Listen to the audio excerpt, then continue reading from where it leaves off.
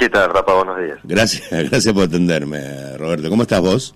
Bien, muy bien, muchas gracias. Bueno, anoche, disculpa que te moleste esta hora, sucede que me gustó tanto la exposición, el lugar donde lo hiciste, en relación a que todos estamos parados en la justicia y lo necesario de lo que viene, sacando todo tipo de temores, ¿viste? Porque hay tanto ruido en esta época, digo, con la conciencia, el estudio que vos llevas adelante, ¿en qué lugar está la justicia en este momento? ¿Dónde estamos parados? ¿Y qué es lo que viene? Lo necesario como para que también el pueblo, en su conjunto, vuelva a tener confianza en una institución, nada más y nada menos que denominada grandemente justicia, parece mucho, pero bueno, es el Poder Judicial que tiene algunos lugares que están mejor y otros lugares que están peor. Así que te pido que me hagas me ayudes a entender, y aquel que amablemente esté escuchando sepa a través de tu palabra en qué situación estamos y qué es lo que podría llegar a venir. Bueno, mirá, en rigor de verdad el Poder Judicial, Guillermo Donel, un politólogo muy conocido, hablaba de zonas marrones del Estado, ¿no? ¿Qué es esto de zonas marrones? Bueno, son espacios, lugares del Estado los que la transición democrática no se terminó de dar, ¿no? Los valores, la cultura propia de la democracia, como son, por ejemplo, la participación, la rendición de cuentas, no han llegado. Y yo creo que en el Estado argentino, ya casi 36 años del regreso de la democracia, hay dos grandes áreas donde esta transición democrática no se ha terminado de dar. Uno es el Poder Judicial y el otro son los servicios de inteligencia. Son los dos espacios dentro del Estado donde ese proceso de transición democrática, de cambio, de rendición de cuentas, de transparencia, de involucramiento de la ciudadanía, no se ha terminado de perfeccionar.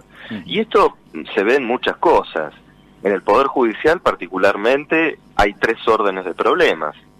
Hay problemas de tipo institucional, que son los que tienen que ver con el rol del Poder Judicial en tanto que órgano de gobierno, porque esto que vos decías es así, el Poder Judicial es un órgano de gobierno, los jueces no son oráculos que nos dicen qué es el derecho, sino que son personas, seres humanos que gobiernan, que tienen un rol político, sus sentencias son actos de gobierno. Y decía, problemas de orden institucional, como puede ser, por ejemplo, la enorme concentración de poder que tenemos en Comodoro Pi, el fenómeno de la judicialización de la política en general.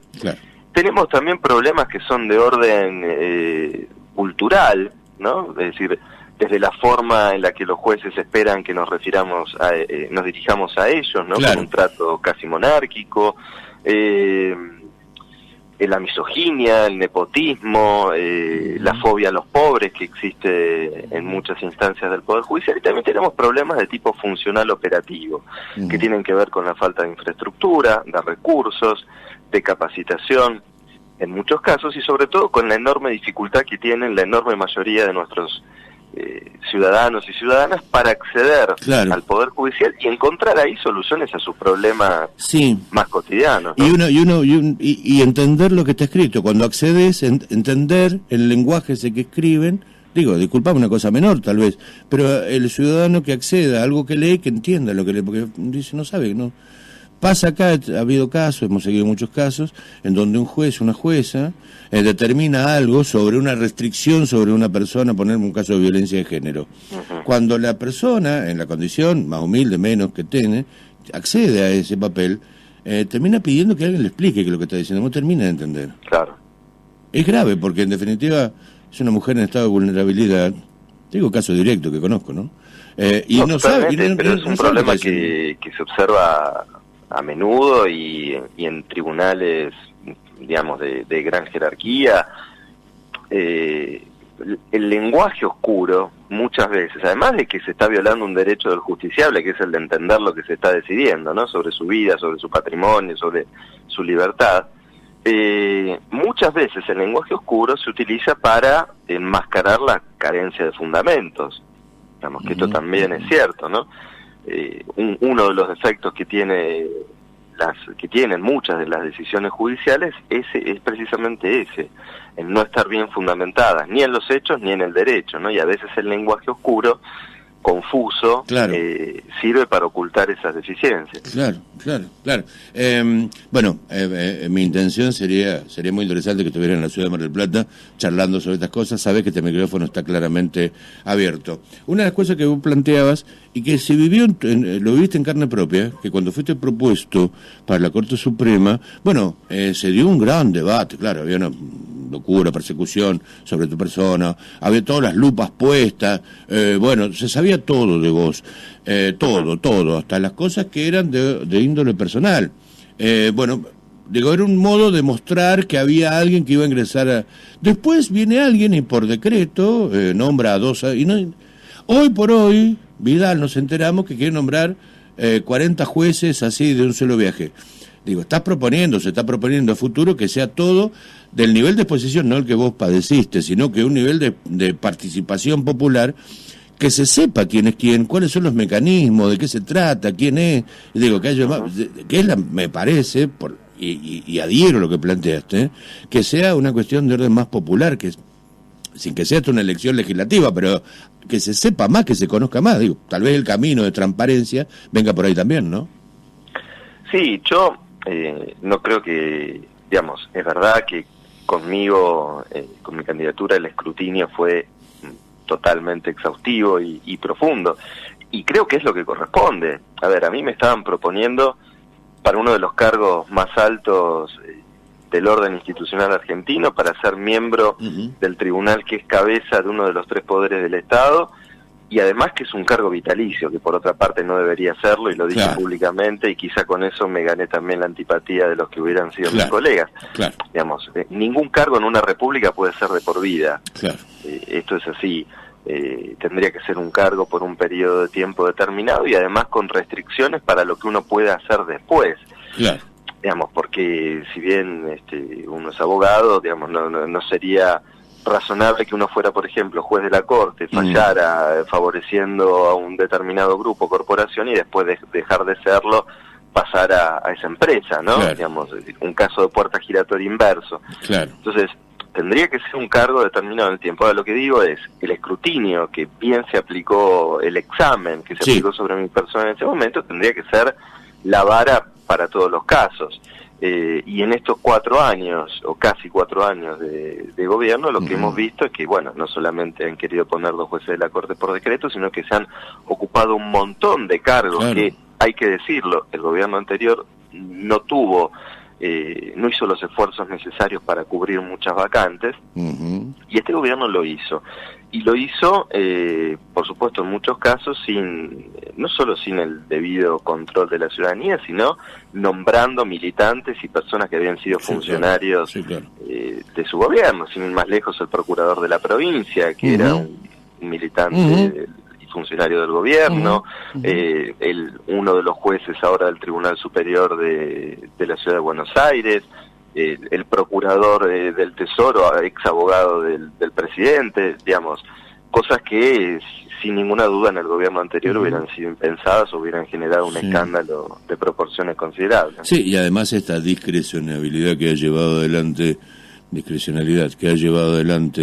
el Ejecutivo ha dado también casos de haber echado jueces que han fallado en contra de los intereses corporativos, donde sí, bueno, pero pará, no hay división de poderes. Bueno, esto ha pasado, lo hemos vivido, lo seguimos viviendo, donde hay que pegar un freno también, tener un mecanismo institucional que diga, no, espere un poco, tiene que haber una contención para aquellos que evidentemente están actuando de derecho y están haciendo las cosas bien, no porque fallas en contra de una corporación que está justamente atada a los intereses gubernamentales, lo primero que hacen es ir en contra del juez, como varios casos resonantes que ya hemos tenido.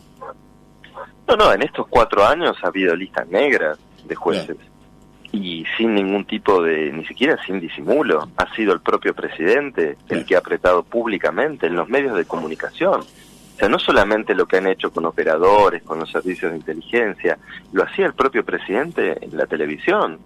Hablando de, por ejemplo, del juez Ramos Padilla, cuando dijo ya se mandó unas cuantas, explicitando que estaban llevando un control sobre el accionar judicial y sobre aquellas decisiones que no les gustaran. Es decir, en estos años ha habido una injerencia y una interferencia en el Poder Judicial como no ha habido nunca en la Argentina. Con listas negras, con persecuciones, con aprietes. El juez Arias falló contra el aumento indiscriminado de las tarifas y lo primero que hicieron fue echarlo. Sí, tal cual. Arias, Rosansky, Esloca, Rafecas, qué sé yo, Carsolio, ha habido un montón de jueces. Le han mandado a Carsolio 2 agentes de la AFI. Tal cual.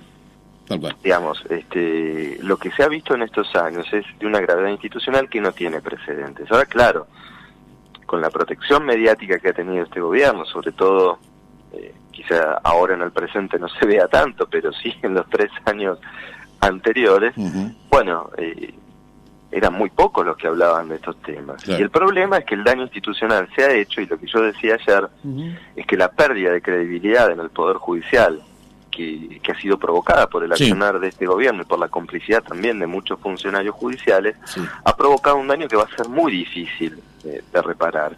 Y que es de una gravedad enorme porque estamos hablando, insisto, de uno de los 3 poderes del Estado y además de un poder que debería tener la función de garantizarle los derechos a las personas. Digamos, el Poder Judicial, sino para qué está, sino para que todos los ciudadanos, para que nuestro pueblo pueda encontrar una garantía a sus derechos cuando son avasallados por otras instituciones. Determina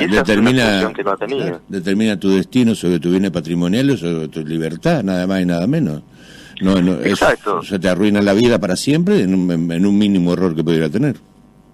Y además termina siendo un poder que se ocupa solamente de unos pocos, porque el rico, como es rico, puede resolver sus problemas de otra manera, no necesita que un tercero imponga soluciones porque las puede imponer con su propio poder, y el pobre no puede acceder por los obstáculos materiales, simbólicos que tiene desde para conseguir un abogado hasta para entender una sentencia, ¿no? Entonces, sí, el desafío que tenemos es, primero, de devolver la credibilidad y la confianza de la ciudadanía en el Poder Judicial, y también el de garantizar que todos aquellos que tienen problemas, derechos afectados, que son vulnerabilizados de la manera que sea, puedan encontrar en el Poder Judicial una solución a sus problemas, y no pase lo que pasa ahora, que muchos que tienen un problema no van al Poder Judicial porque saben que en lugar de una solución se van a volver con 2 problemas. Entonces, hacia eso es a lo que tenemos que ir. Bueno, si no me hacía falta impactarme anoche por la nota que hiciste en C5N, porque ya conozco tu profundidad y tu calidad, pero sí me impactó. De todas maneras, creo que esta nota es mucho mejor que la de anoche, así que me voy a quedar con eso. Sí, totalmente imparcial. Absolutamente imparcial. Claro. Mérito del periodista. De ninguna manera. No, mérito de la productora que logró la nota. Y lo otro que sí, ya públicamente digo que, bueno, sería un placer, un lujo enorme que estuvieras una vez más en Mar del Plata para darnos el abrazo correspondiente, y ya sabes que estos micrófonos también son tuyos, así que te agradezco. Espero estar pronto por ahí. Bueno, te mando un enorme abrazo, Roberto, que estés muy bien. Y bueno,